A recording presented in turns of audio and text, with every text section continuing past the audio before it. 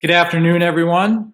My name is Sean Hagan. I'm the Associate Dean of Career Education and Services. We're happy to have you with us this afternoon for our second in our digital teaching workshop entitled Video Production, Study Materials, and Branding. And the Career Center, our mission is to inspire, connect, and educate our students. And we do that in a variety of ways. And we do that through career education, but also industry experience as well. And we have a number of resources that we also provide for you as well. So we strongly encourage you to visit our Career Center website, which you can see at the ticker on the bottom, and to help you and sustain you through your career as you go through your experience at Berklee.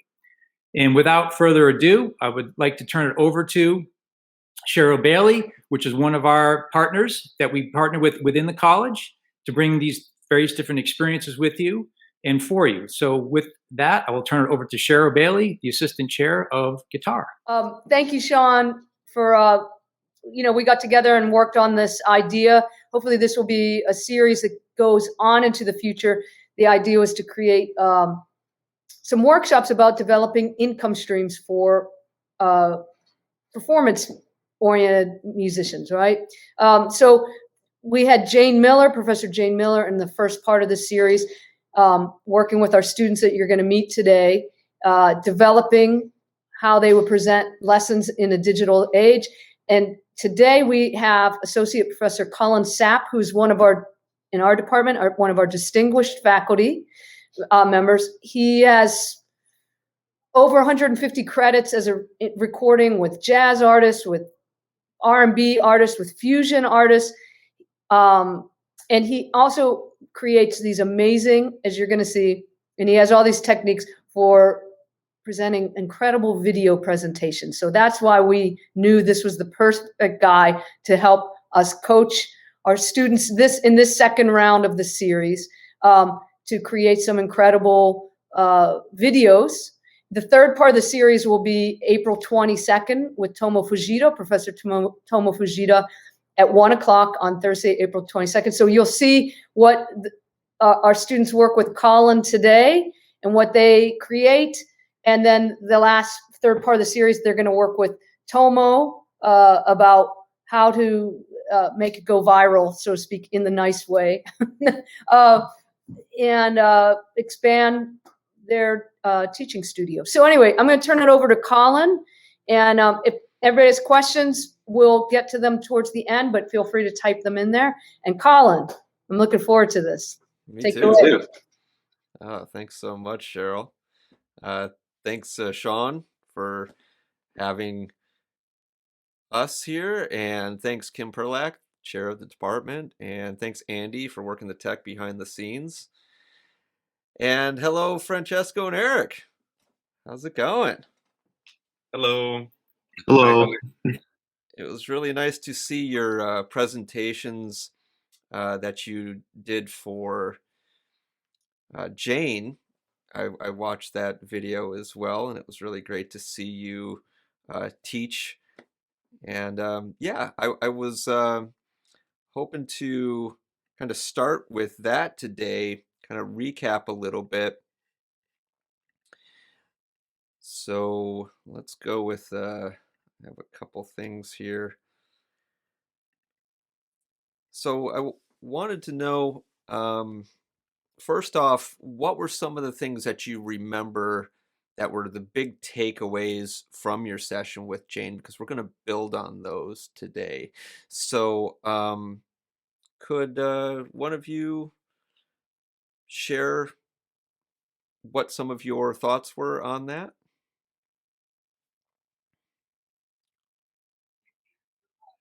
Can I go? Please do, yes. All right. So last workshop, we talked a lot about editing your lesson and see how to make it smooth and really effective. To me, some of the things that I try to incorporate, it's like she said, look at the camera first, because sometimes when you play and you look at your instrument too much, And also another thing, she said, try to speak as you are speaking to one person instead, like hello everyone, and so it's gonna make more personal for the listener. And of course, other suggestion about how to present your lesson. For example, I started like from the really bottom. So what is like, for example, I choose to talk about the spread triad. And so I say, what is a spread triad? And then I start to build up. And she suggests like, why don't you start with the tune that you wanna make them play, and so it's gonna be more interesting, and you can get their attention. Yeah, those were some of the advice that I took with me. Love it. That's great, Francesco. How about you, Eric? Yeah, so with Jane, she really helped me sort of like organize my material in a good way for the video format. I had like a lot of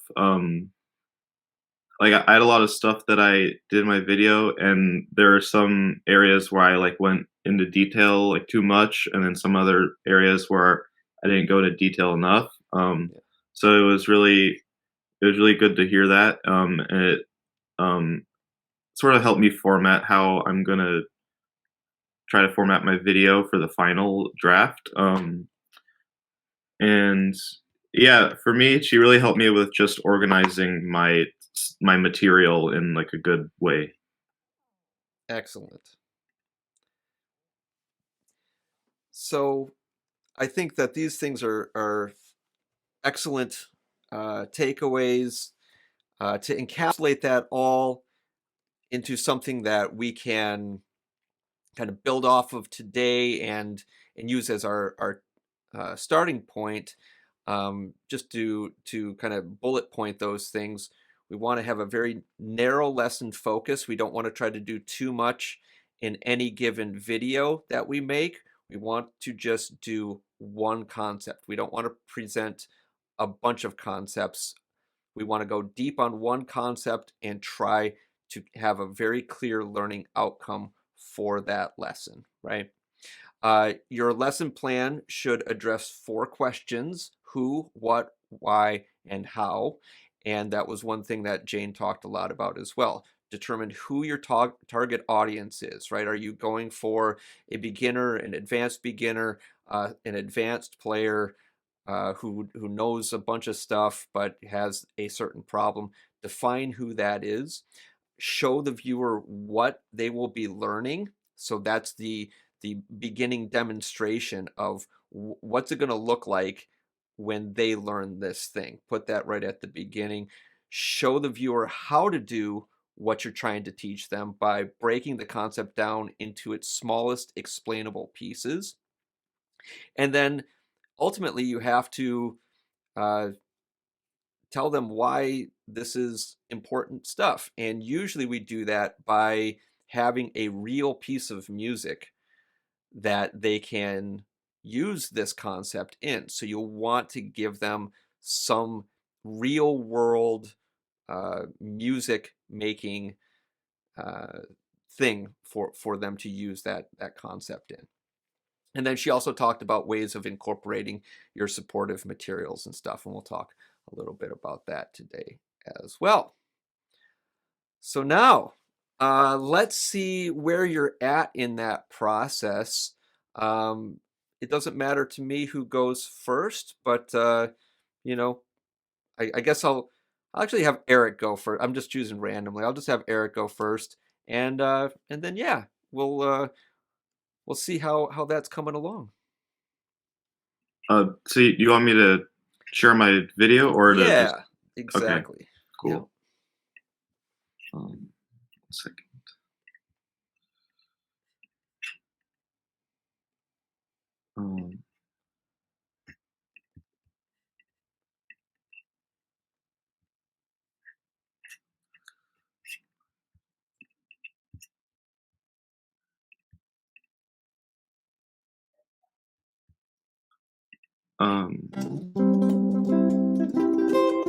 So I kind of started with some playing. That's kind of what what Jane Yeah. Miller recommended.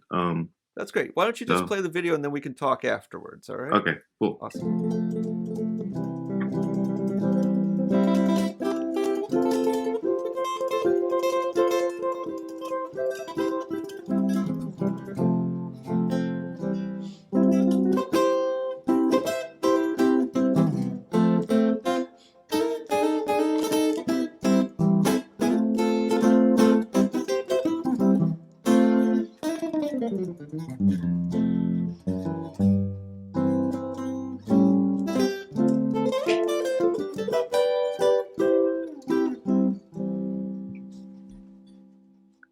So my name is Eric, and today we're going to be talking about triads, specifically triads in chords.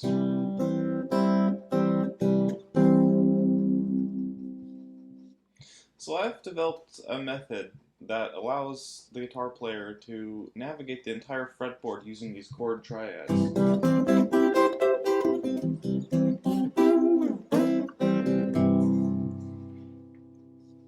Isolating string sets, which means taking any three strings, say 4-3-2, for example, and knowing all of the C triads on that string set. So first we have the C triad, which is in first inversion, meaning that it's the triad starting on the third of the chord, which is E. Next we have second position, which is G at the bottom. Then root position, and then first position again. So once you know all of the chords on the specific string sets, it's going to look something like this.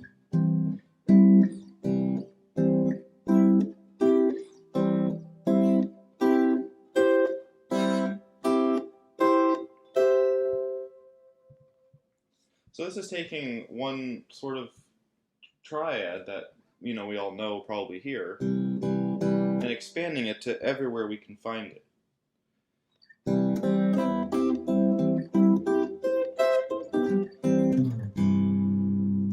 This is great for fretboard knowledge and can really go in many different directions. I mean, you can take them into single notes.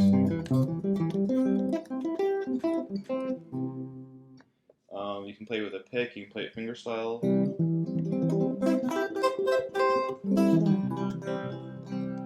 You can slide it.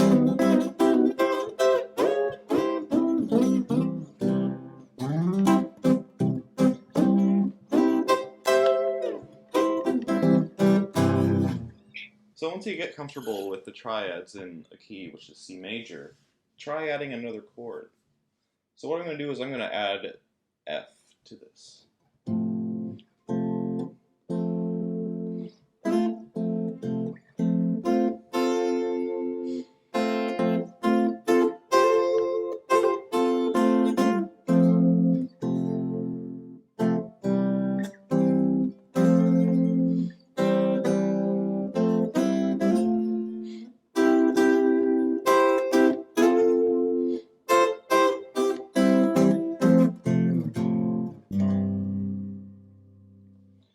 This introduces a nice way to voice lead from different chords. How do I get the video off? Oh, there. Cool. So yeah, that was my video. Yeah, go ahead and tell us a little bit about what you were going with all that, so you can kind of comment on it now. Yeah, so for me, my goal for like the rough drafts was just to go through the process of filming and making the video, because I've never really done that before. So it was kind of it was honestly it felt like, the first time giving a performance, like the same kind of nerves filming, because I've never like talked to a camera before. Sure. So that's what I was trying to do, and it really helped me see the ways I can improve. I mean, there was definitely some things I noticed about myself in the video that I was like, oh, I'm looking around a lot, or I'm stumbling or whatever. So it really helped like see the ways that I can improve, like talking to the camera, and getting my point across. Good, good. Yeah. Awesome. Yeah, I know that feeling, and it's we are performing. Yeah, we are literally trying to put on a good performance there, and it's people who do it well make it look easy, right? Great. So we are going to talk about a lot of the different concepts today about what we'll have for our production elements and how to kind of enhance what you're doing. So I don't want to go too deeply into that right now. We're going to do a deep dive on that, so to speak. Um, what a couple things that I did write down though is that you did a great job of answering why you're teaching this, and you obviously covered what you're teaching, and I wasn't clear on necessarily who. I can guess, but it would be better to really explain like exactly who this video is for, right? You did the why well, like this is great for this, but who is that for? So a lot of times we present it as a problem. Some students come to me and they say that they have X problem, right? Or I see students who are running into this issue. And when you start your video with that, and uh, it kind of makes the viewer ask themselves, "Oh, can I do that thing?" And that's really the who. You're answering the who with that thing there. So figure out, what the original issue is. What's the problem that you're trying to break through with a student, and make a mention of that, and that will also help you focus on what your lesson will be about. Another thing is the how. I didn't see a lot of how to play what you did. Now, obviously, we all in this group here, we know our triads because, well, Berklee requires us to know our triads. But this video is going to be for people who have never, they don't even know what a triad is, maybe, right? And so there was a lot of things that you went you just kind of buzzed by without even showing us. Maybe they do know their C open chord, but they don't know those other shapes, right? And so that's going to be a big part of this video for you, is to show them those different places on the neck. And so, like I said, we're going to talk about kind of how to do that a little bit more today with video production techniques, but I want you to incorporate that into your video, because if you show them like, yeah, here's a C chord, here's an F chord, and here's how you play it in different places, then they're going to be able to play along with you. But if you just show yourself doing it, that's not really explaining how to do it. Okay.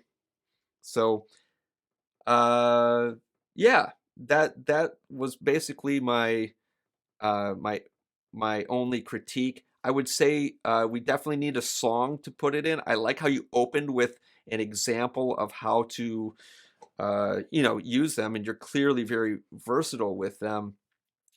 And but you should have a piece of music that they can learn, and that you can actually give them in a PDF at the end. So basically, you could start with a song, and then you can show them the triadic components of that song, and then at the end you can show them how it all relates to the song. Again, you can put those pieces back together. So that would be a better way to structure your lesson video there, and it would answer all four of those questions. What are your thoughts about that, Eric? Yeah, that's all really good stuff.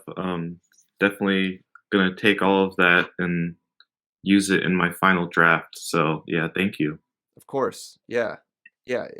And we're going to talk about video production techniques that you're going to also incorporate in there as well. So Another thing I want to mention that has to do with the second part of our talk today is branding. And I really like how you took um, you took special care to set up the look of your video. You have a nice, like it looked like maybe logic in the background on your screen. It looked kind of, like professional, and everything was framed really nicely, and the lighting was pretty clear. It looked like you spent some time, making sure that everything was perfect with that, and that really makes a difference. And we're gonna see that later on too. So nice job with that. Yeah, thank you. That was one of the other things I was focusing on when I was filming, so thank you. Definitely noticed it. Absolutely. Yeah, it makes a difference.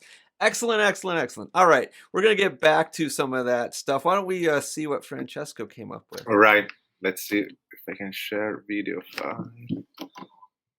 Okay, 1 second. All right. How do I?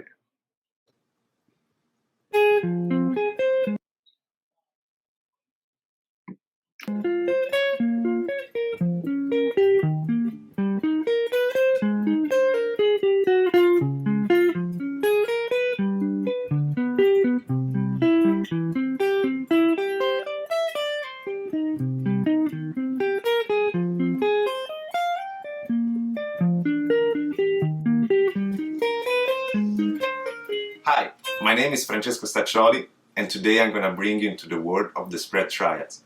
And we're going to see how to incorporate them over a jazz standard tune such as All the Things You Are. What I really love about spread triad is that I think it's an effective tool to play your triads in a very creative way, giving you this wide and open sound.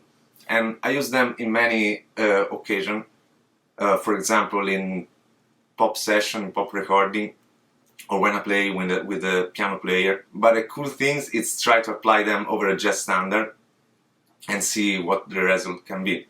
So first of all, let's see what is a spread triad. A spread triad is a normal triad, playing C, E, G, and we take the second note and we put up an octave, so it's gonna sound like that. This is the root position.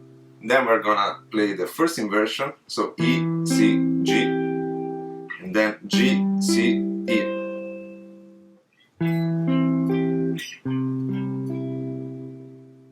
Minor.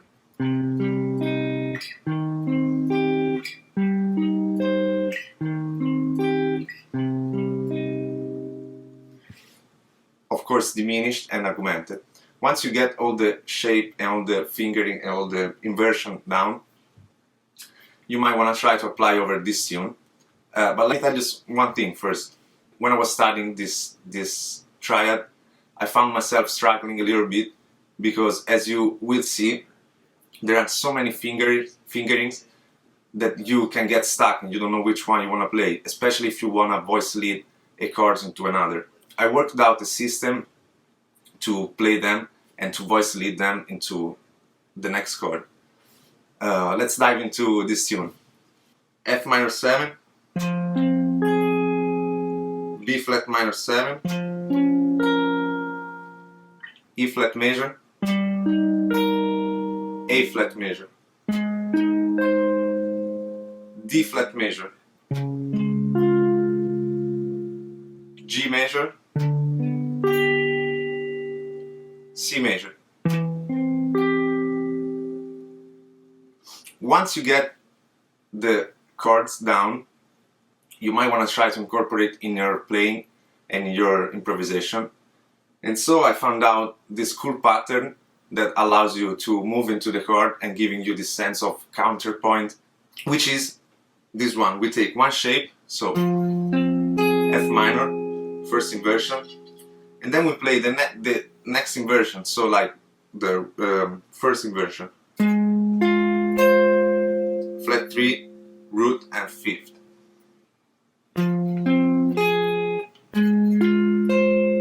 Okay, the pattern that we're gonna use, it's this one. each inversion. So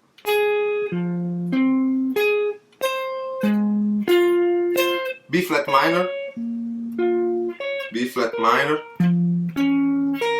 E flat major, E flat major, A flat, D flat, G,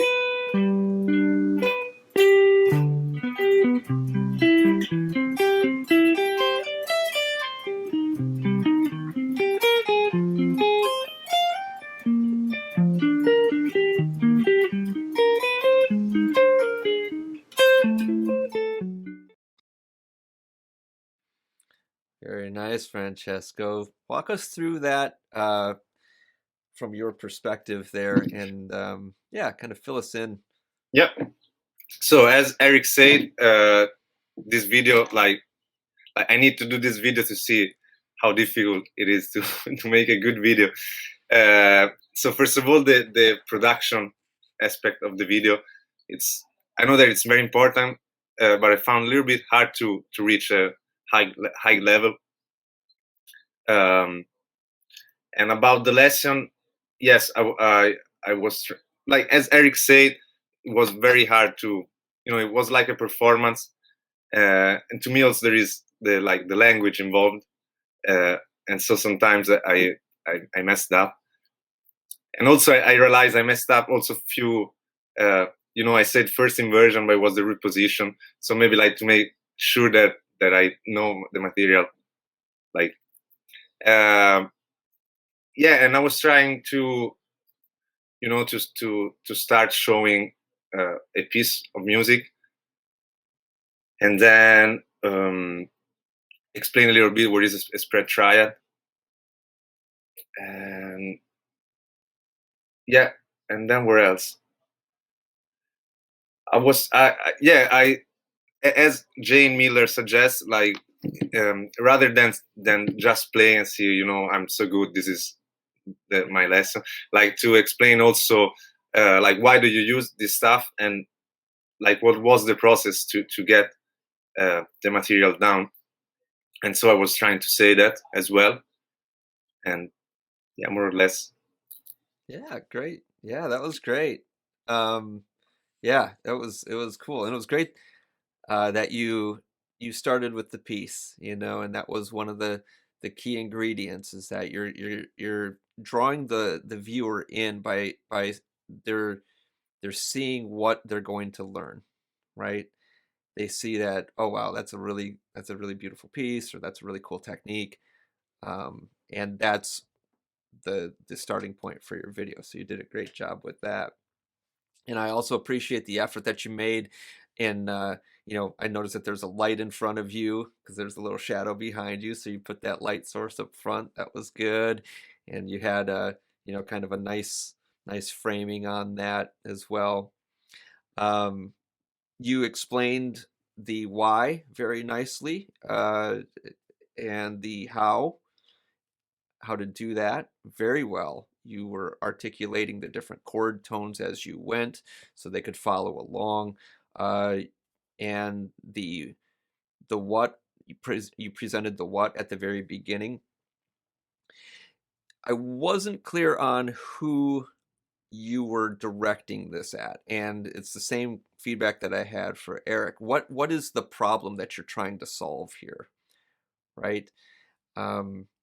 So if you state a little clearer on at the beginning of your video kind of what an issue is, or why this concept is very helpful for a certain problem that students have, then you'll again kind of hook in that viewer a little bit better. There was one thing that I want you to capitalize, and you mentioned this, and this is really important. You said that you have a system. That is a very powerful word, especially in online teaching, right? We see a lot of advertisements for people who, have a a method or a system.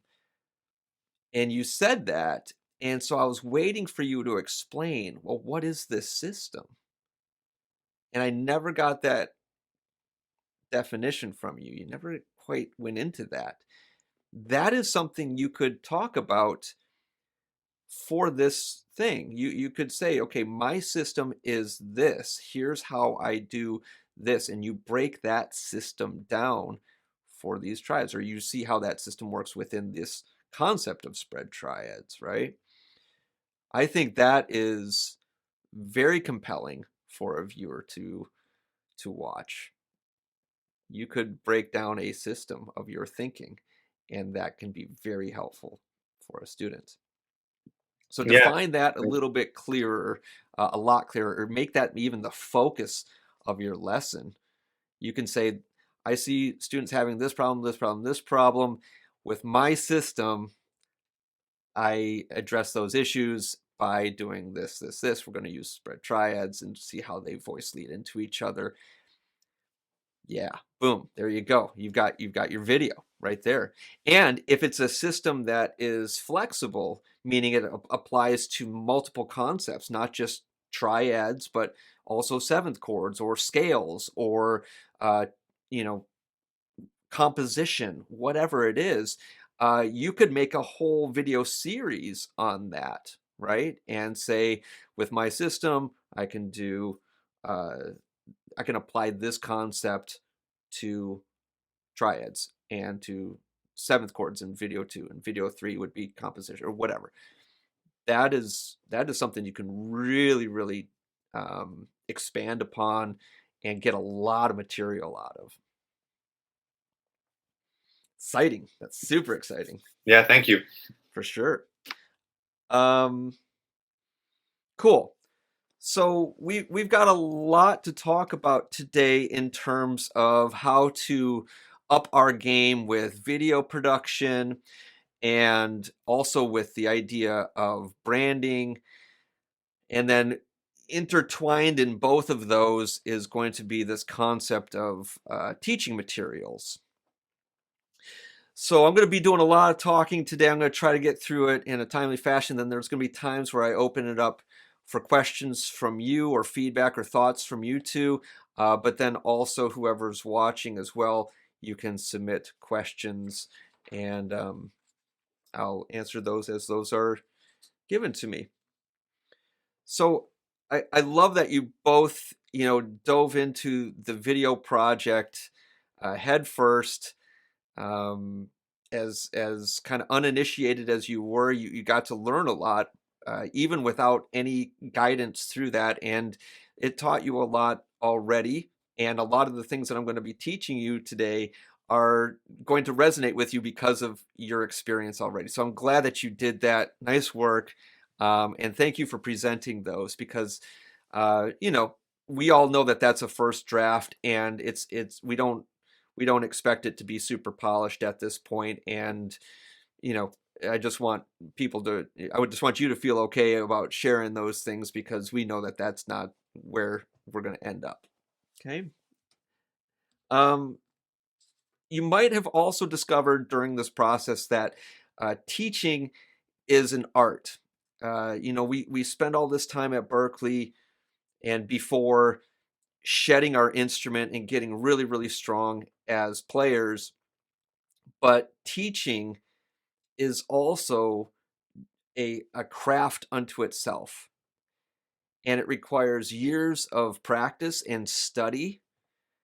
And the best teachers recognize that there are a lot of skills involved that you have to develop over the years. So I would encourage you to dive more into the study of teaching if you really want to pursue this as an income stream. Don't just teach for money, but teach because you have a connection to the craft of teaching, right? You want to make the world a better place. You want a common expression is you send the elevator back down.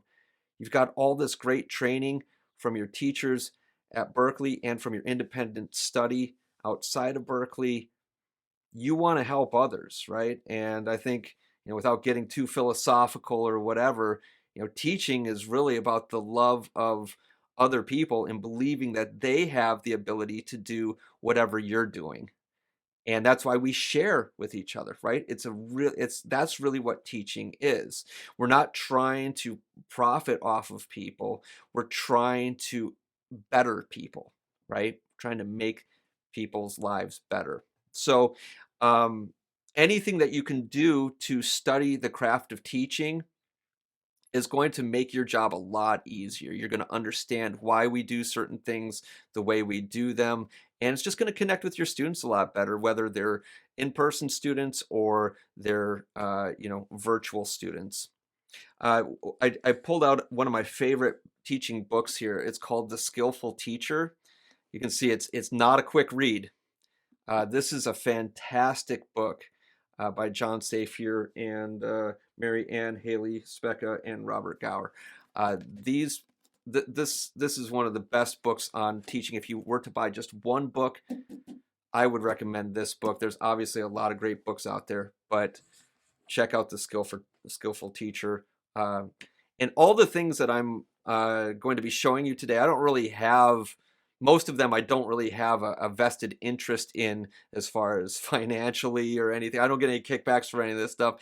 I'm not trying to promote anything today. I'm just trying to share a lot of different things that I feel are cool for you to be aware of. All right. Okay, cool. Well, let's dive into part one of the discussion today, which is the audio and video production element.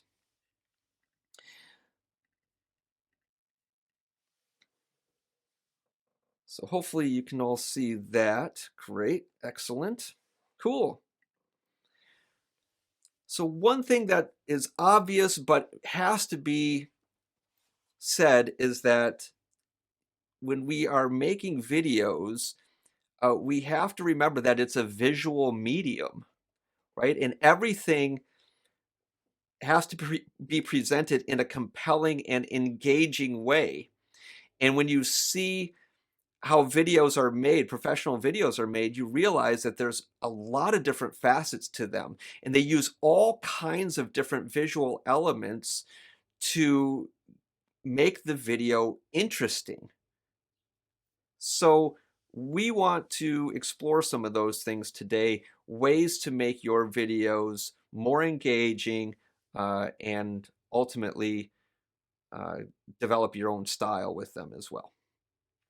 So I want to just talk about some basics to start with. These are obvious things.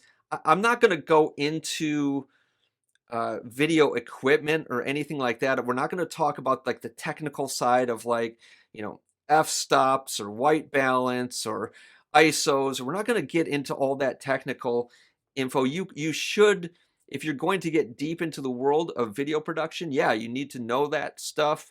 But everything that I'm going to be presenting today is really using very basic equipment, like your camera phone and an interface and a microphone. I think we all have that stuff as musicians. We don't need to run out and get an expensive video camera to necessarily make good videos. Obviously, you're going to be able to make a lot more high quality videos if you get crazy expensive stuff, but I'm not necessarily advocating for that here. You can make a lot of really good stuff with what you already have. So when you are going to film a video, you should consider where that space is. You want to try to have that space be obviously quiet for the audio. You don't want to have any unnecessary clutter. And you want it to have plenty of light, whether it's natural light or you can, use artificial light. let's talk about light first. Light is the most important aspect of video production.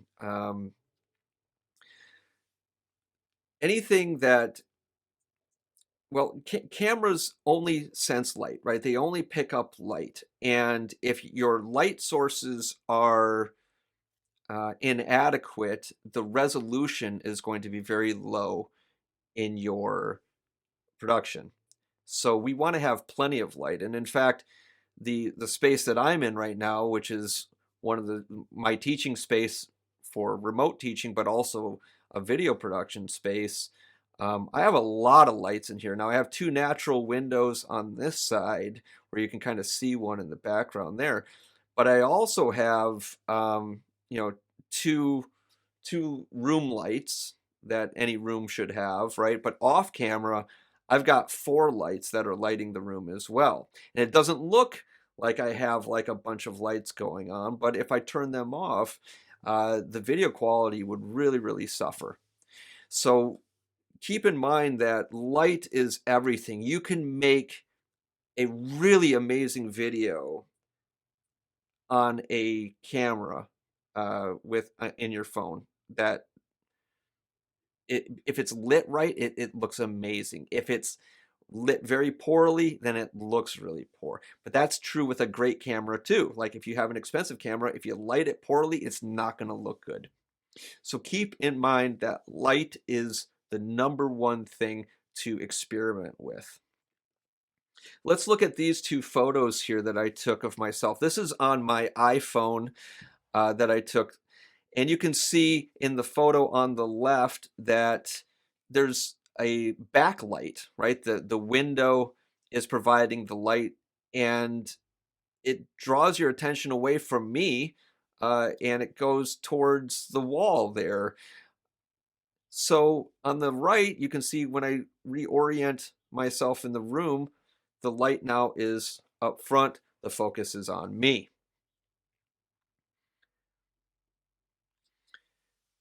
The backdrop of where you are filming your video makes a big difference too. People tend to nitpick and find things in the background, like if there's, like a, empty can of beer or something in the background, right? People are gonna be like, they're just going to, it wouldn't be professional. Like think of yourself as like a newscaster, right? There's not a bunch of extra clutter all over it, super clean looking. So make the background simple and appealing and get rid of the clutter. And so let's look at those 2 photos again. Notice in the photo on the left, there's like a couple mic stands, a couple boom mics, a tripod, a microphone with a pop filter, some amps that are asymmetrically stacked there.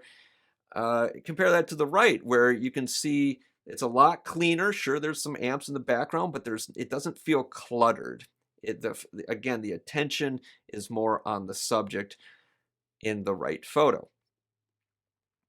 And finally, don't leave unnecessary empty space in the frame. And you can see in the left photo again, it's kind of off-centered. My guitar doesn't fill up the entire frame, whereas in the right photo, it does. And same with kind of the area above my head. So I'm really trying to fill the shot with the subject and nothing else. Let's talk about recording audio now. The audio can be also very good from a camera phone or on a camera itself. Some cameras have built-in microphones that are not phones. Did I say that right? No. They have good microphones. Yeah, they have good microphones, even though that they're not phones, right? Like a DSLR, for instance. And if you have the right room that doesn't have a lot of reverberation in it, the sound can be very, very good. But it can be inconsistent, right? It's dependent on the room that you film it in. So if you consistently film in the same spot, then your audio will be consistent. But if the environment changes, then your phone audio might not provide you with the most consistent sound. A microphone into an interface would do a better job of that. Plus, you can position the microphone closer to you than you can the video camera, right? The video camera has to sit a ways back, and that creates a lot of distance between your voice and the audience. There's a lot of reverberation that's happening as well. You get the mic closer to you, and that's going to create a lot more intimate feeling when you are speaking into the camera or for your video. And then later on, you'll sync up the audio and the video. When you're scouting for a place to record, try to find a room that doesn't have any external noises, where you hear planes flying by or cars driving by. Heating, ventilation, air conditioning noises. If there's like a radiator that likes to clink, clink, clink, clink, obviously that's going to be a bad choice. Any kind of those noises you want to get rid of. Electrical humming, all of that stuff. Make sure you just listen for that and determine whether that room is going to be suitable for recording or not. The smaller carpeted, upholstered furniture rooms, those tend to absorb the reflections and create, again, a more kind of direct sound, a drier sound. So it doesn't sound like you're, 60 feet away from the person that you're trying to teach. So it makes it feel like more like a private lesson, if you will, if the sound is really good. One thing that I noticed in both of your videos is that you were doing very intricate work on your fretboards, and yet we couldn't really get a good look of that, right? We see the overview, but we didn't really get a close-up shot. So we need to shoot multiple angles for guitar instruction videos for them to be really informative. Also, multiple angles, when we cut between those different angles, it adds more variety for the viewer, and that can be engaging. That's a really good production element, to not have just a static shot the whole time. Have some movement there. Now, I don't expect you to go out and get 2 or 3 cameras for this. So what you can do is you can shoot your main footage from one angle and then shoot what's called B-roll with another round of takes. So this is where you would perform the same stuff, but now you've got a really clear view of the hands, and you get an up-close look at what those fingers are doing. And then again, you can edit those in later on. The main thing that you need to do, though, is make sure that you perform them the same way. That way there's a continuity from when you cut from your A roll to your B roll in your editing software. As far as software goes, if you have an Apple product, I mean, they kind of have everything for you, right? They come with iMovie and GarageBand for audio. Yeah, they're expensive products, but they come with a lot of stuff for artists built in. And iMovie is super powerful. There's so much you can do with it, and you could upgrade to Final Cut Pro, but it's basically just like a fancier version of iMovie. And if you get really good at iMovie, it's going to look great. As far as designing graphics and stuff like that we'll talk about later on, Adobe Photoshop, Adobe Illustrator, those are the industry standards. But Canva is a good alternative too. A lot of people use Canva. For audio, I mentioned GarageBand. Any DAW will work, whatever you're comfortable using. I use Pro Tools when I produce my video, but that's just because I've used it for years. But, Logic, GarageBand, it's all the same, right? But resolution-wise, make sure you're recording 24-bit, 48 kilohertz. That is what that's the video resolution for or that's the resolution of the audio for video. Okay. And then for on-screen graphics for notation, again, the industry standards are Finale and Sibelius, and I recommend getting your chops up on one of those because it just looks super professional. And if you're designing your teaching materials, you can customize the look of those too with the different fonts and stuff. So yeah, definitely look into these different software pieces to generate some good stuff for your videos. When it comes to editing, you need to be sensitive to the pace of your video. If a video isn't edited or it's edited poorly, the pace of the video can feel very, very, well, lagging, right? It just feels like we're not moving forward. So to make sure that you don't get that lagging feeling, do like Jane said, edit it down. Just keep trimming, trimming, trimming, and try to make it as tight as you can, as small as you can. And as you watch it back, look for spots that feel like it's dragging a little bit, and then cut those pieces out. The best videos don't feel like they're super chopped up though. So the performance has a lot to do with your pacing as well. So you want to practice that pacing as you are getting ready to shoot it. That way you aren't cutting every other sentence or whatever where it feels like chop, chop, chop, chop. Another thing that's really, really important that I think would have benefited both of your videos is to have some graphics, and sometimes text helps too, to help illustrate exactly what's going on, because sometimes a guitarist doesn't really understand what they're looking at, and they need multiple ways of figuring out the problem. So the image on the right might work for some people, but the image on the left makes it even clearer, right?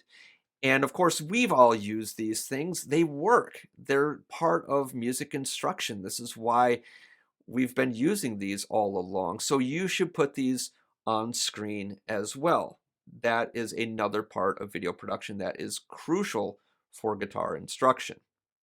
You can use different software for that as well. There's a software called Fretboard Diagrams if you wanted to get chords happening. Andrea last time I think used a PowerPoint that illustrated those.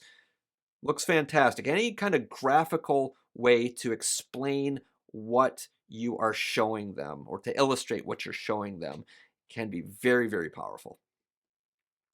The best music instruction includes expert demonstration, explanation, and illustration. Those three things are what make a really, really solid lesson. And they make a very compelling video as well. So use the graphics and text on screen to reinforce what you're demonstrating and explaining. Okay. A lot of video software has effects that you can put in. Now, we're not making a Marvel movie here, so we don't need tons of crazy effects, but sometimes a fade or a zoom or a pan or some kind of transition can add visual interest to your videos. So iMovie has those transitions built in. It makes it very, very professional looking. So experiment with those and find out how to make from like one camera angle to another or one section of your video to another. Make those smoother by adding in different visual effects. Most of the work that we do to make a good video happens before the camera is rolling. The first thing you should do is you should make a shot list. These are the most important aspects of your film, right? That you just want to articulate. You want to document everything, and that way you can use it as a checklist. So you don't forget to film anything. It'll give you a better idea of what the project looks like at least the final project will look like in your mind, and it'll make your video shooting a lot more efficient. Another aspect that is very time consuming is just setting up for the video shoot, right? When you're trying to figure out the lighting and all of the technical problems with, kind of getting your microphone recording on the DAW, all that stuff takes time, and it can really drain your creative inspiration. So I actually like to set up for my videos. I like just to take like an evening to do that, work everything out, work out the looks and everything. And then the next day I'm fresh to do the actual video shoot because I don't have to be stressed out by all of the technical crap that I had to deal with, right? So consider chunking out a portion of your time just for setup, and that way you can separate that anxiety and stress away from your actual performance. Another aspect of this that you both mentioned is the idea of our performance, and it really does take rehearsing. Just like a concert performance, on-camera stuff is basically, to get it really good, you have to practice it. So work out what you're going to say, practice through your material so it just becomes comfortable. Also work on enunciating your words clearly and eliminating any vocal tics like those should be edited out later. But if you're always doing it, then again, it's going to look very choppy as you cut those out. So watch back for any of those things that you notice, any vocal tics, and practice those out of your system. You already mentioned both of these, or this first thing here, treat the camera as it's a person. Jane actually brought that up last time. Great advice. Speak confidently and clearly, make eye contact with the camera so you're treating it as a human being. Address it directly, etc. Another thing is I want you to do whole takes, and you're going to obviously have to do multiple takes. And hopefully you get better at them as you go. But the idea of doing a whole take really preserves a flow. If you keep going back and doing one little section, what you'll find is there's a continuity problem. Your energy from one section might not match the energy from another section. So to do a whole take, it feels more natural. If you do have to do some editing from take to take, just make sure you're monitoring your energy level. So you're delivering everything at a consistent volume and energy and presence. So you're not, really dumpy on one and then you're really vibrant on another one, right? It doesn't match up. So be consistent as you perform. And finally, you should try to remember that we're playing music and that we're playing guitar and that we're showing some cool stuff that we know. So that joy, that enjoyment that you are experiencing, convey that as you are teaching, as you are filming. And that will translate to your video, right? To your audience. Cool. So let's watch a instructional video that I shot. It's very short. And I'd like you to write down any of the elements that we've talked about so far that you notice being used in this video. All right. One of the most famous guitar songs of all time is undeniably Stairway to Heaven. But how well do you know how to play it? Chances are you've been playing it wrong for years. I'm going to show you how to play Stairway the right way in this episode of Inside Out Guitar.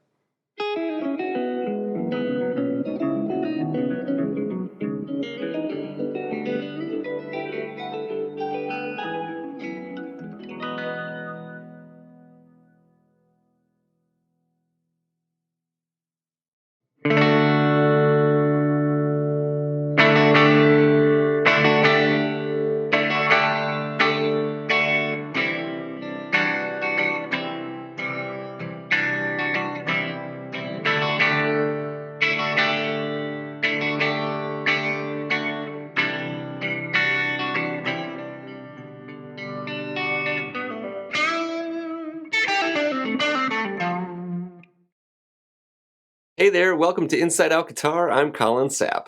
Stairway to Heaven is undisputed as being on the Mount Rushmore of iconic guitar songs. Virtually every guitarist learns to play at least some of it at one point. But more often than not, I hear guitarists playing it completely wrong. Let's take a listen to the instrumental interlude that transitions from the verse section into the guitar solo.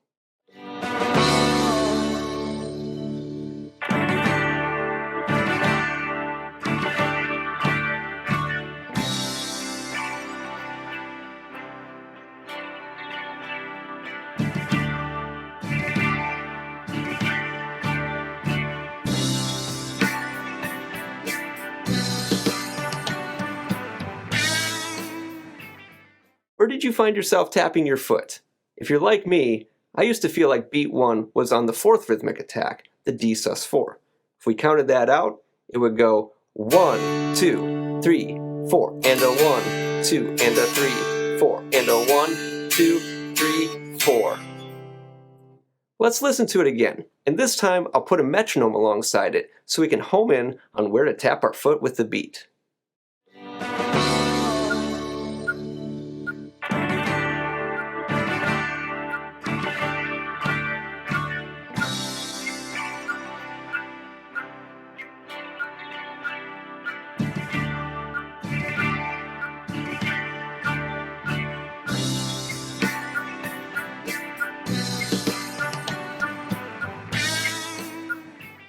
Whoops! Everything was feeling great up until measure 8, when suddenly our foot was off with John Bonham's drum groove when he entered. What happened? Well, maybe Led Zeppelin was being fancy and decided to inject a single measure of 7/8 to throw us off. But that seems extremely unlikely given that every other part of this 8-minute song is in 4/4. Could there be a more straightforward explanation? Well, in fact, there is. The answer lies in the very first measure. First chord D is actually a whole note. The second rhythmic attack is beat 1 of bar 2, not the 4th attack. This creates a completely different rhythmic feel. Check it out. 1, 2, 3, 4, 1 and 2, 3 and 4, 1 and. Let's take another listen to the recording, this time with the correct metronome placement. Once again, tap your foot along with the click.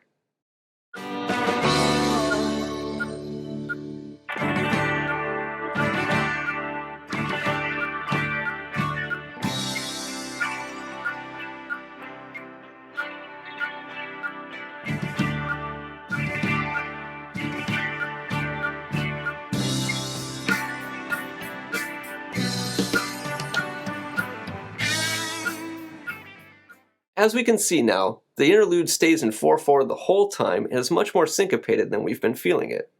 In the video description, I've posted a link to a free PDF of my note-for-note transcription with tablature so you can study this section more thoroughly on your own. I recommend counting the rhythms out loud with the recording to help you reprogram how you think about it. Once you perfect it, share it with your friends so they can be in the know too.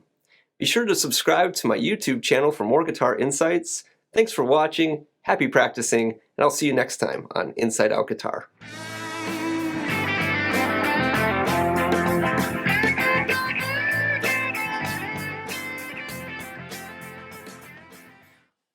Okay, so what were some of the elements, the production elements, the teaching elements, all of the stuff that we've talked about up to this point? What were some of those things that you saw being utilized in that video? Wow, really nice video. Oh, thanks, man. I more or less everything you talk about, you covered in your video. For example, light was a really beautiful light. You were so confident in the material you were teaching. Multi-camera angle at the beginning. Right. What else? I wrote something. Oh, the graphic, the tab, like the staff, music staff. What about you, Eric? What else did you notice? What I really noticed is how clear all the instructions were throughout the whole thing. Like there definitely wasn't any ums or uhs, and You were definitely looking at the camera the whole time, and everything was very clear. The lighting was good too. I noticed, and yeah, the sheet music, the notation on the bottom was also really good. That's what I noticed as well. Great. Yes. Excellent takeaways. Fantastic. You notice I also posed a problem at the beginning. I talked about the who is this addressed for, and I even used the phrase virtually everyone, right? So that's casting the widest net ever, right? Virtually everyone plays this song at some point in their guitar playing career. And I said that I see a lot of people playing it wrong. So there's the crux. It kind of hooks you in saying, oh, wait, am I playing this wrong? Am I feeling this wrong? And then it goes on to explain it. Another thing that we will talk about is the idea of having something for the student to walk away with. A PDF was offered there, a free PDF, right? And obviously this is to generate traffic to my website, which is where we're going to talk about that in our second part here. But having a material to study is very, very important, right? That goes along with that teaching element that we were talking about earlier, right? Good teaching needs a lot of different modalities. We need an explanation, we need demonstration, but we need illustration as well. And the video is clearly too short to, read that, to sight read that. They need something that they can use as an asynchronous material to study, right? And they can always go back and rewind the video to find how it was explained and how it was demonstrated. But the PDF is very important as well. Cool. Great takeaways, gentlemen. Okay.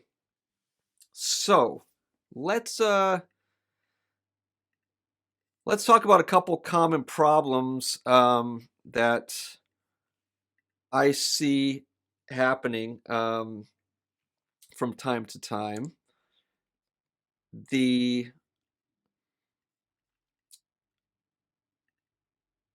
When shooting a video, we want to make sure we can kind of become mindless about our basic stuff.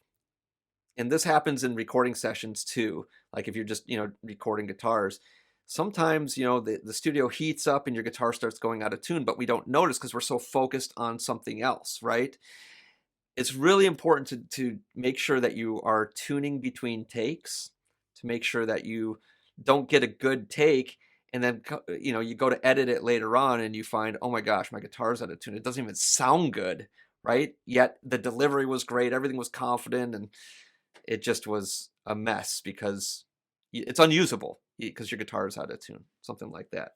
Another thing that we want to do is when we are using an external microphone and a camera, we need to sync those up somehow. And we don't have a professional studio here. Nobody's expecting you to have like all of the camera gear and being able to have a time code, synced up between all those different devices.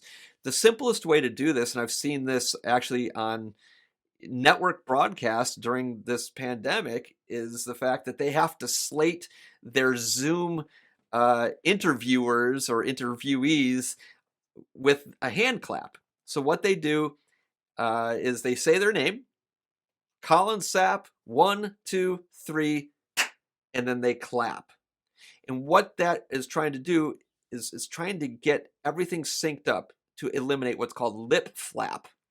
Lip flap is where you hear the sound, but it isn't quite lining up with what you're seeing.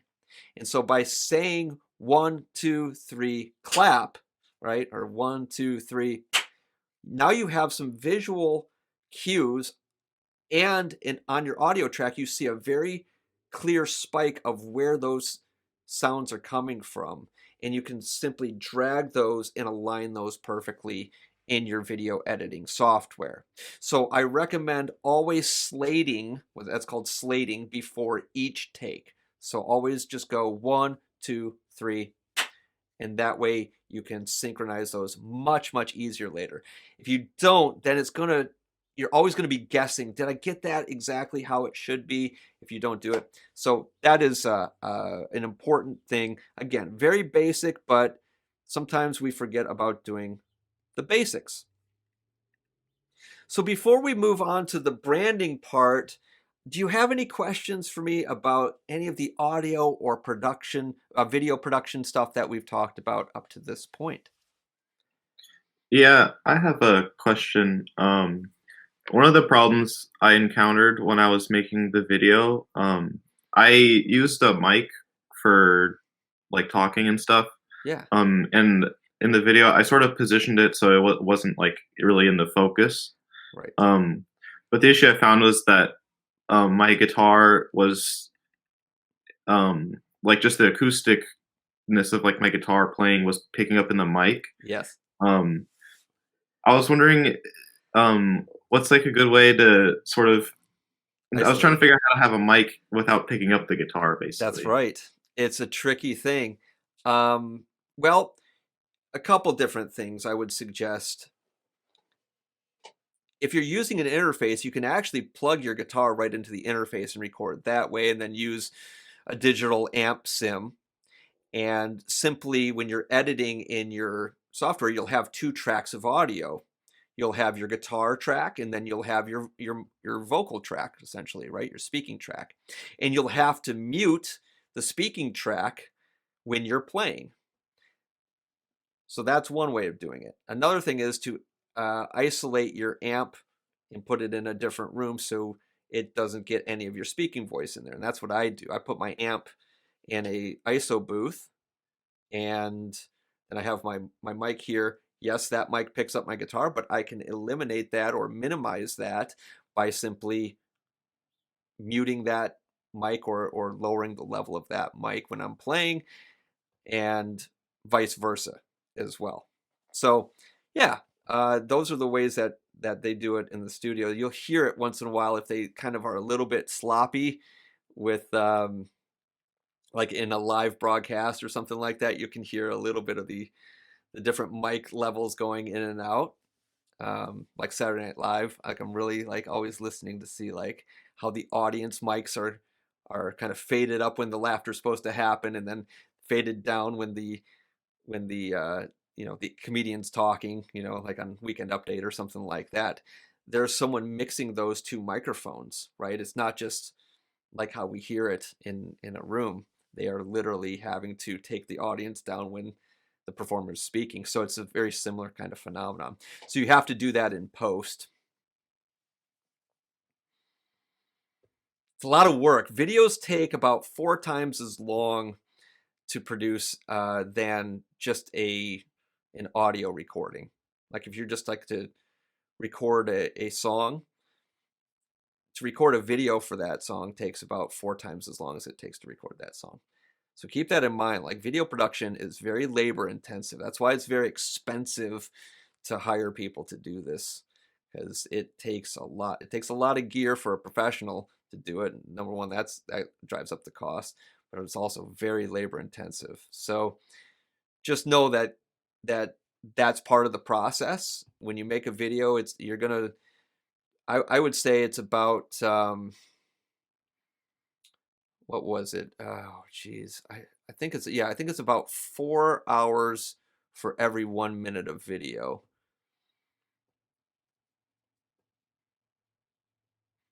That's how it kind of works out most times.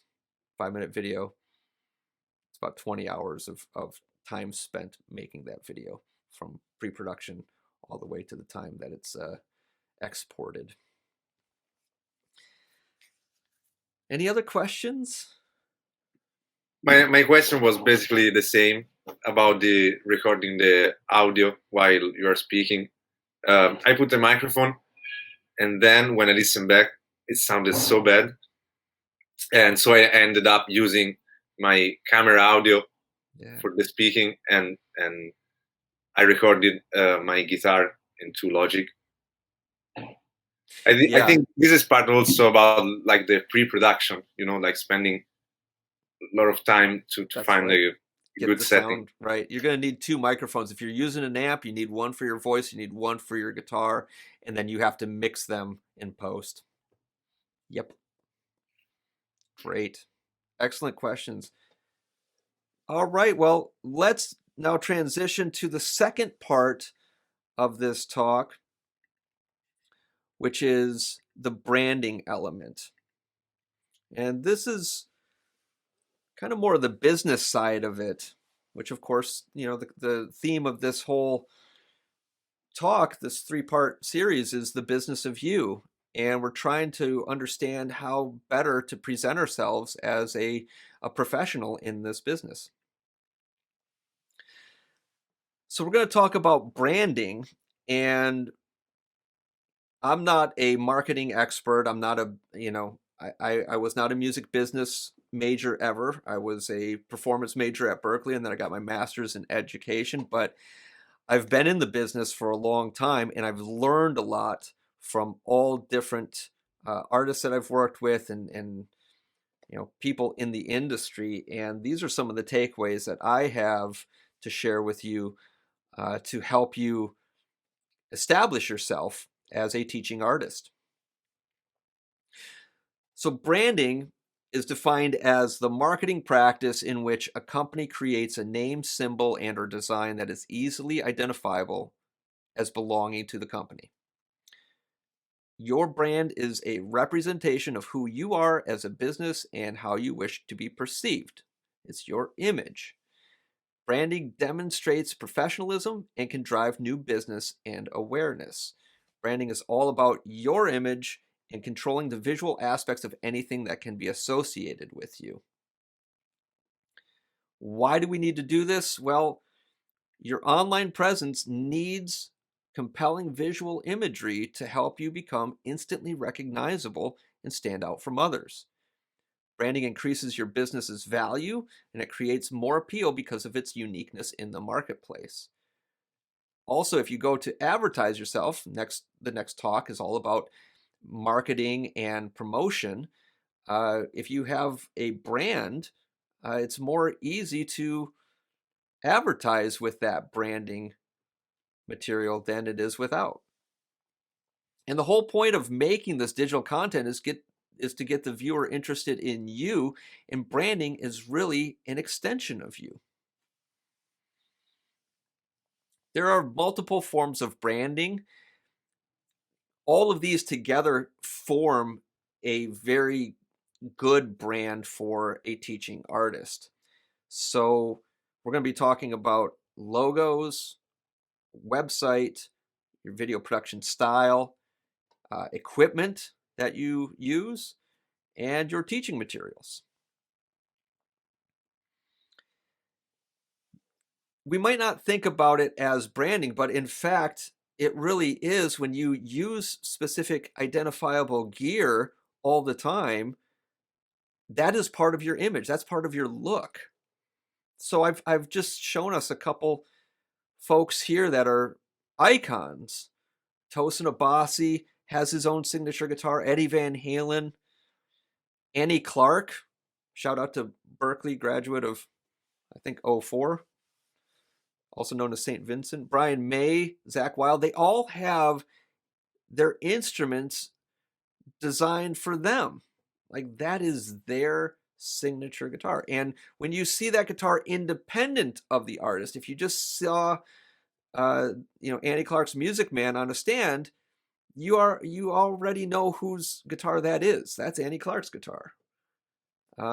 So it's about branding is about imaging, and your equipment can be part of that imagery. Obviously, your production style has a lot to do with your look too. We've talked a lot about how to up your game video production wise, but think about the tone, the vibe of what your what your look is in your video. You can even see my environment. Like, my vibe is very guitar centric, right? I mean, I'm just surrounded by guitars and pedals and amps, and you just know by looking at this environment that what you're getting in for, right? And so I put a couple examples here. Rick Beato has a very distinct look, right? He's always in his studio, and it looks great. It's just immediately identifiable. Yonit Spiegelman has great instructional videos on bass. She's a close friend of mine, and she's always got a great look to her videos with the notation streaming along. A guy that I don't know does these great demo videos. It's called Demos in the Dark. And that's his whole thing. He does gear reviews and demos with a certain dark filtering used. And it looks great. It's very unique. It's the only one like that. He calls it Demos in the Dark. And that's a great logo. And we're going to talk about logos in a second. And then one of my former students, Zach Munowitz, has a great video style too. I recommend checking him out. And also he's got a great logo for his brand there. So when you are doing your videos, you should try to find a look that is unique for you and that you're going to be able to use as a theme for all of your videos. We watched that stairway video that I just showed you. Clearly that's part of my brand, right? I got a little checkerboard type thing going on there. That's kind of the look of my videos. JHS here is a great, he has Josh Scott has a great channel, semi-educational, semi-entertainment about pedals. He's a pedal maker, but he's a really big history buff. And also notice that he's using his own brand of equipment there, right? He's showing his JHS amplifier while demoing someone else's pedal. And even notice the logo, the JHS logo, is the same font as the text on top, right? So this is branding. This is exactly what branding looks like. His videos are all white backgrounds. Things are very white and bright.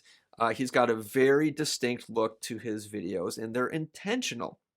So get your lighting, your framing, the filters, the effects in your software to generate a look that is unique to you. All right, let's talk about logos now. You might not think that logos are too important for a teaching artist, but if you are really interested in upping your game, then yeah, logos make a big difference. And I just put this funny meme up here. I love this. You can see the evolution of the Starbucks logo over the past 50 years and how the mermaid is slowly but surely getting closer and we cannot stop her.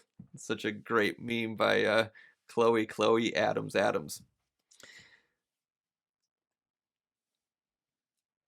Here are some musician logos that I pulled out just to show you that these symbols, in fact, are very compelling, and you can use these as part of your image. So the top left is Nuno Betancourt from Extreme. Top middle is Steve Vai. Top right is who you'll be working with in April, Tomo Fujita. That's his own, he's got his signature speakers by Eminence. He's got a signature 2-rock amp. He's got a signature Vemurum Jan Ray, and his logo is on all of those. And he's got his own picks and everything. The bottom right is one of my former students, John J. Barry, a great guitarist and performer in the New York City area. The bottom middle is a logo from an app that I just released called Rhythm Lock. And that's the icon that you click on your phone or your Apple product or whatever, right? That's the icon image right there. And then on the lower left is my personal logo, Colin Sapp. You can see it's in the form of a pick, and it has my initials on it, and those are engraved on some pedal toppers that I use. A great logo is simple, memorable, and evocative. And I put the YouTube logo there. It's immediately identifiable, right? It's emblazoned on our memory. It's so simple, it's so memorable, and we know what it means. It's kind of harkening back to television. It's got little television monitors set inside that red block there, and also has a play button, so we have control over those videos being played. We know what that means, even though it's just 2 colors and really 3 shapes. Once you have your logo, you can use it to promote your brand on your videos, in your equipment, in your social media pages, your website, and other things.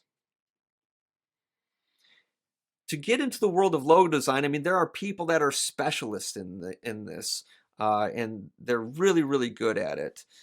But you can get your feet wet with this as well. I mean, Canva and Wix actually have logo generators that can help you come up with a logo for yourself.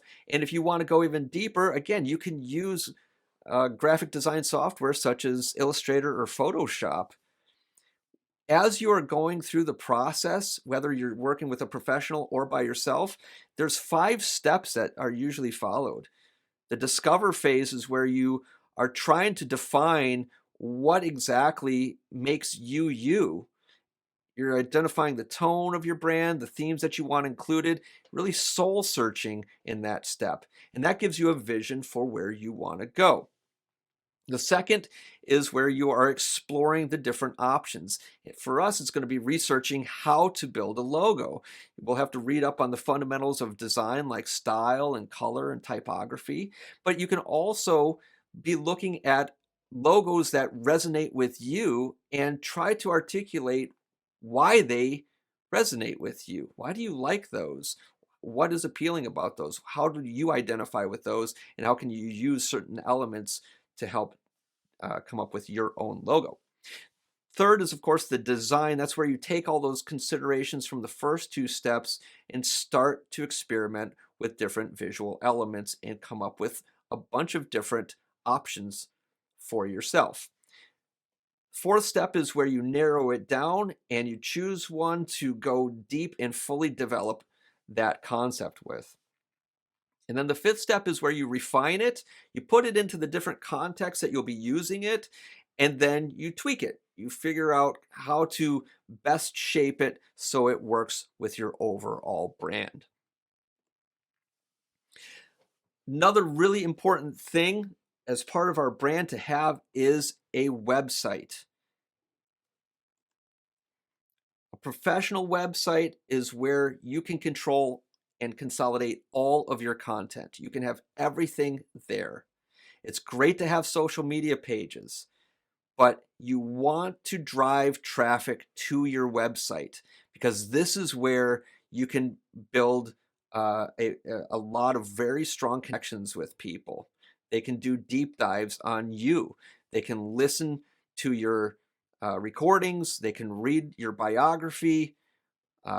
They can read what other people have said about you in the press. They can buy things from you in your store. And they can download other content from you and, of course, watch your videos. You can put all of those in one place. And that is really, really important to have as a teaching artist. I use Dave Davidson here, one of my former students and really close friends now. He has a great website, and you can see I clicked on his shop tab, and under his shop, you can see there's lesson packs that he's selling and transcriptions, and his band has full books of their tablature. And then, of course, you can sign up for online lessons with him. And then he actually has his own signature gear, like we were talking about earlier with equipment. He's got his own Jackson 7-string model, the Warrior. To make a website, again, there are companies that have templates that make it very easy to build your own website, like Wix and Squarespace. I built mine collaborating with a designer. I actually have I have 3 websites. I have colinsapp.com for my artist page, and then I've got insideoutguitar.com for my teaching page, and then I've got rhythmlock.com, which is, of course, for that app.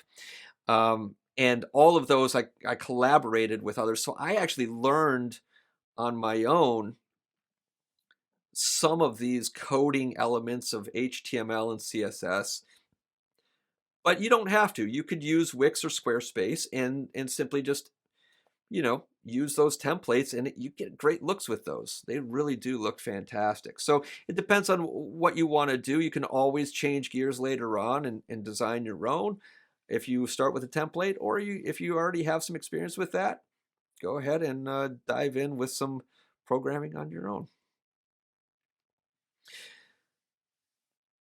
The final thing is teaching materials. You can have a look and style to your teaching materials that you give to your students. They are a visual element that is an extension of you. And you want to have a consistent look for everything that you put out, right? So your videos have to have a consistent look. Your website has to go along with that same vibe.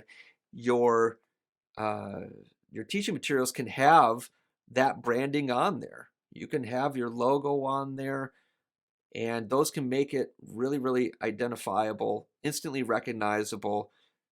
Choosing the same top type font every time, always having the same format if there's like a little blurb up front. These types of things become your signature style. So when you design your teaching materials, obviously we want to be clear and concise. And again, we're going to go with that mantra from earlier. We want to describe, right? And we want to illustrate. So we want to use text to describe. We want to use graphics to illustrate. And we want to answer the 4 questions. When you have a document here, you need to make sure that you're treating it as a full lesson. So you're addressing the who, the what, the how, and the why. All right. So my final thoughts on this are that as teaching artists, we have a lot of decisions to make when it comes to what we want to be represented as when people are browsing the web.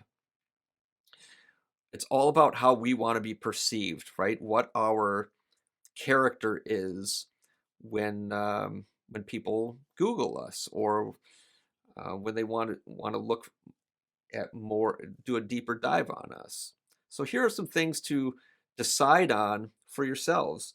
Think about a brand name, right? I chose Rhythm Lock for my app. I chose InsideOutGuitar.com as my website and my brand for the teaching. What's your website going to be? What's that address going to be? Make it very compelling, but also memorable and hopefully short. So it's not like, super awesome guitarist with a flying V647532 at, awesomeguitarist.com or whatever, you don't want it to be super crazy. Just try to get it really, really salient and succinct. And then finally, you want to weigh how all of these elements that we've talked about, your logo, your website, your videos, how do those all work together to create the image that you want for yourself? So now I'm going to pose these questions to you two. Which of these elements have you already considered in your career? Have you designed your own website? Do you have some equipment that you consider to be part of your image? Have you thought about a video aesthetic? All of this stuff, your teaching materials, your logo. What do you think about these ideas that I've presented you with?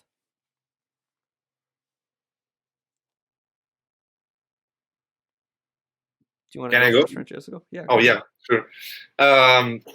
Really, really cool stuff. Sometimes we don't think about that much, or maybe we spend a lot of time in crafting our skills, but this is really a necessary stuff. So to me, I have my website, but I don't feel like it's. I need to finish. Let's say like that. Yeah. It's there, but I don't feel it's done. as far as like equipment, I always use two guitar, like a Stratocaster and the Gibson 335.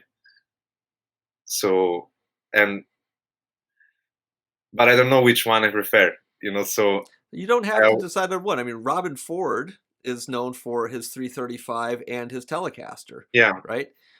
And he doesn't have a signature model necessarily, but he did use Ibanez for a while too. But yeah, like as long as it's identifiable to you, right? That's yes, all sure. that matters. As far as logo, I don't have it, but it's one of the things that I really wanted to do in the near future because I think it's very effective. Nice. How about you, Eric? What are your thoughts about the branding elements, and what experience have you already kind of started to dive into on your own? Yeah, so I think the things that I've been diving into already was the website. Um, I had to make my own website for a class that I took, I think 2 semesters ago. So it was really helpful to go through that process and doing that. What was that Um, class? it was professional development seminar. Hey, kudos to Uh, that teacher. yeah, Nice. Shout out. Give him some props. Who was it? I can't Oh remember. no. Oh It was a no. I remember, I mean, what really like stuck with me though is like the process of making the website and having working on something other than just performance and playing guitar. Just thinking about the big picture of being a professional artist. And then the other thing that I've like I've been working on is developing teaching material. I have things that I am slowly over time developing that I want to eventually like teach to people. But this presentation made me think about definitely the big picture of things, the logo and things like that. I hadn't really considered. Um, so it's really opened my eyes to the whole big picture element of being like a professional artist, especially like in the time we're in where everything's online and all that. So yeah. Yeah, that's a huge point. That's great. I think it's also important to reiterate what Jane said last time as well. The fact that all musicians are teachers now. There used to be for a very short amount of time, say maybe 40 years, maybe 50 years, where you could just be an artist. That time has passed. And I think the pandemic has really shown us that artists that we thought were just artists who started offering lessons online or master classes, we are all teachers. And some of us are better than others, right? Some of us care about the teaching craft, and others just do it because they don't have any gigs. We want to be the best of both worlds. We want to be a great artist, and we want to be a great teacher. If you're going to be making videos and you're going to be sharing your guitar craft, you have to do it in a way that is compelling and informative and done in a certain way where your skills as a teacher come through. So to wrap up, before we open it up for Q&A, I want to talk about what you are going to be doing between now and the next session. So our next masterclass is about online promotion and marketing, and that's going to be with Tomo, and that's going to be on Thursday, April 22nd from 1 to 3 p.m. Eastern Daylight Time. I want you to have some deliverables for Tomo. You don't have to do all of these things, but I want you to do some of them so you have something to present to him, because he's going to take you to the next level. So you can decide on a brand name. it would be good to register your domain name. It seems like you both have your website ready to go. Maybe you can keep developing that. Maybe design a brand logo or start playing with that. If you don't already have a professional quality photo, look into that. Again, you can do a lot of really good stuff with good lighting and just your camera phone. I've done some great photos, surprisingly professional looking photos with the latest versions of camera phones. If you don't already have a social media channel, like a YouTube channel or something like that, you can get that set up. You don't need to start launching anything on it, but you can start playing with the iconography, right? A YouTube channel has a banner and it's got a place for a picture. You can put your logo in that spot. Get your website shored up, add more content to it, get the look consistent, get it to a place where you're really, really happy with it. And probably the biggest thing is to produce a less than 5-minute video where you are practicing getting experience with these elements that we've talked about today, with lighting and multiple camera angles, recording the audio, syncing that audio, editing the video, using on-screen text and graphics, building your materials to correspond with that. And then, of course, you're going to say in that video your brand, and you're going to be directing them to your website, and you're going to be directing them to any materials that you have so they can download those from your website, right? Everything that I talked about today, I will be giving to you in a PDF to be true to my word, right? There's a lot of information here. I don't expect you to have all of this stuff committed to memory. You're going to be getting like a 60+ page PDF that has this whole presentation for you, and it's going to have these links in it as well, so you can go in and do a deeper dive if you want to get better at graphic design with Illustrator, or if you want some editing tips in Final Cut Pro. A lot of those things will translate to iMovie as well. You can look into more website design stuff. If you've got that all shored up, then you don't need to worry about that. So at this point, I guess it's time to open this up for questions and comments. So Cheryl, if you'd like to start to read some of those comments to me, and then also Francesco and Eric, if there's any final questions or comments that you have, feel free to ask right now. Guys, do you have yeah, Eric, do you have a question? Some questions.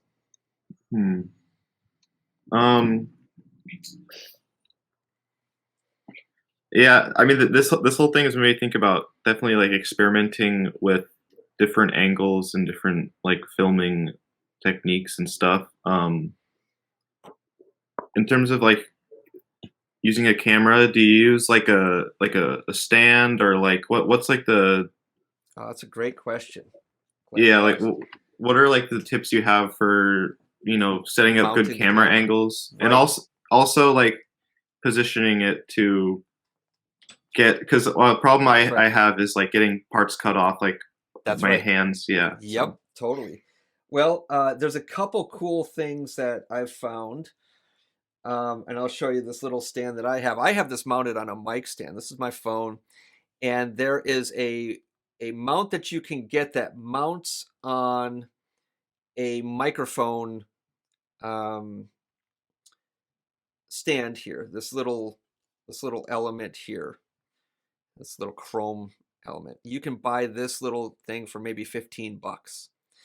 And that attachment has a tripod mount that holds the phone. So if you have a tripod, cool, then you don't need the mic stand mount. But I have a bunch of mic stands because this is my recording studio, and it was really easy just to screw that on. So you could buy a cheap tripod. They're literally like $15-20 from Amazon.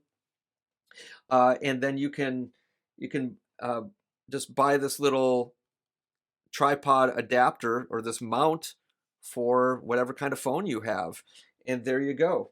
It's that easy.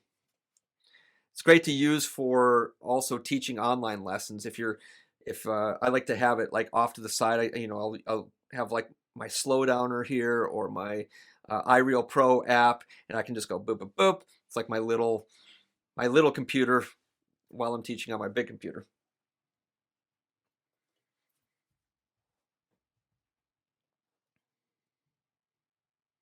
Any other questions, comments?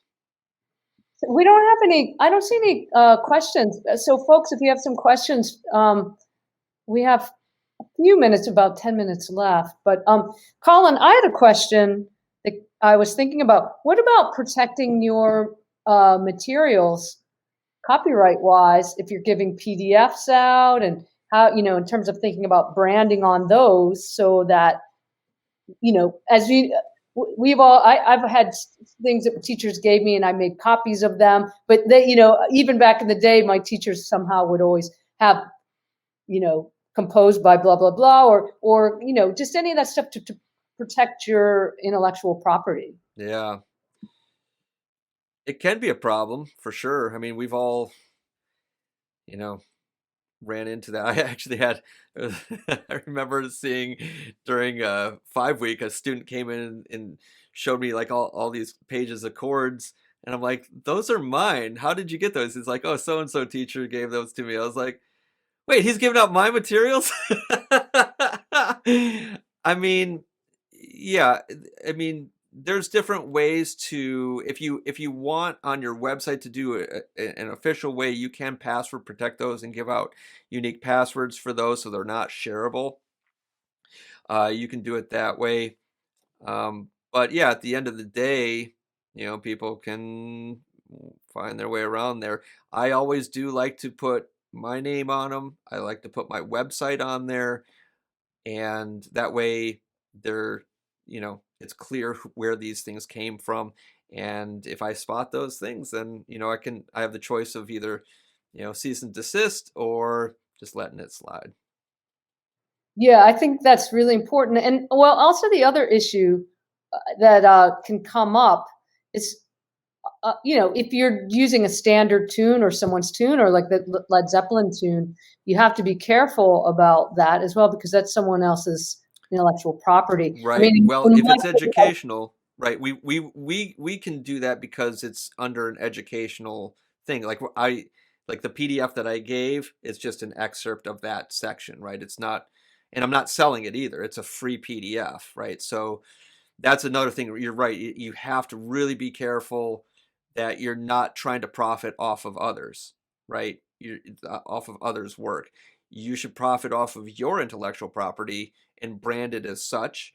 But yeah, if you're teaching a thing on whatever band, you can't go out and sell their song essentially for them and make money off of it, But what's interesting is that YouTube has, copyright strikes against that stuff, and what they do is they will, if you have any of the advertising set up for your channel, those copyright strikes basically direct that revenue to the proper copyright holder. So that's already taken care of. So like I did a Grant Green playthrough video, and that money goes to whoever owns the Grant Green copyright, because YouTube flagged it and said, oh, you're not the owner. I'm like, yep, I'm not the owner, and I don't have any monetization on it, so it's cool. I just wanted to show how to play it. So yeah, there's two sides of that. You just got to make sure that if it's yours, you protect it, and if it's not yours, don't pretend it's yours. good stuff. Francesco, do you have any thoughts or questions before we close up? Yeah, I just wanted to ask about like the audio, even right now. What do you have a microphone? Because your voice, it's very clear. And yes, I do. I have right off screen here. We're gonna do an off-screen shot here. Okay, I'm going to pan up. Here we go. Boom. There it is. It's barely off screen. So it's like probably about 1.5 feet, 2 feet away from me. And it's a large diaphragm condenser by Audio Technica. And so it's a a studio grade microphone. It's running into an interface, and then that interface is going into this software here. And then I'm using a DSLR camera as well. So the fidelity I want to be really, really good for all of my instruction. And of course, I've already had this stuff for years of doing studio work and doing videos. So it just made sense to now, whenever I do a live stream or some kind of a Zoom lesson or class, to use the same gear because it looks good and sounds good. Great. Eric, do you have any last thoughts or questions? I just want to say thank you. I mean, this has really broadened my view of the video making process and just being a professional artist. So yeah, thank you so much. Hey, my Yeah, pleasure, really. Eric. Thank you. Yeah, you're welcome, Francesco and Eric. That's awesome. Really glad that you got something out of it. And again, you'll be receiving an email with all of the PDF stuff so you can know exactly how to work towards your next goal of getting your brand a little bit more in shape and then getting that video produced for Tomo. And then he will teach you his tips and tricks about promoting yourself. Colin, thank you. This was so great. I really was knocked out by the whole presentation, and I know these guys got a lot out of it. I did, and I'm sure everybody that's watching. And Sean, your last thoughts on this show? I just want to share the same sentiments again. Thank you, Colin, Francesco, Eric, and Kim and Cheryl for today. This was great. And as being over in the Career Center and being a former chair, it's great that we're able to partner with you and your department to then bring more inspiration, connecting students and educating them, through this process and being able to do that moving forward. So we're very fortunate to be able to partner with you on this series. And then just as a reminder of a few events that we have coming up planned for the remainder of the week, one of which Colin pointed out earlier. We've got our Visiting Artist series featuring Juanis on Wednesday. We've got Position Music, which is one of our employer partners. That's an information session and summer internship interviews at 5 on Wednesday. We've got a great recruiters panel lineup at 12:30. I think that's on Thursday, and that's featuring Dolby Labs, United Talent Agency, Blizzard Entertainment, Spotify, Warner Music, and SoundCloud. Don't forget our signature career event that we have every year, and it's going to be our Career Jam, which is Friday, April 2nd. Again, that's our big industry in-house conference that we have. Believe it or not, we're still going to have that. We're doing it virtually. And big shout out to Wix as well, as you heard out in today's session. We're going to have them virtually on campus April 6th and 8th. And then lastly, don't forget the last video or the last session that we're having in this Business of You Career Education Masterclass series with the guitar department is on viral marketing with Tomo Fujita on April 22nd. So this has been great. Thanks to everybody that's attended, and thanks for everyone coming. Colin, Eric, Francesco, Cheryl, Kim, wonderful. Hope to do it again soon, and we'll see everybody on April 22nd. So thank you. Awesome. Thanks, Sean. Thanks, guys. This has been Thank great. you so much. Thank you, Cheryl. Yeah. Thank you.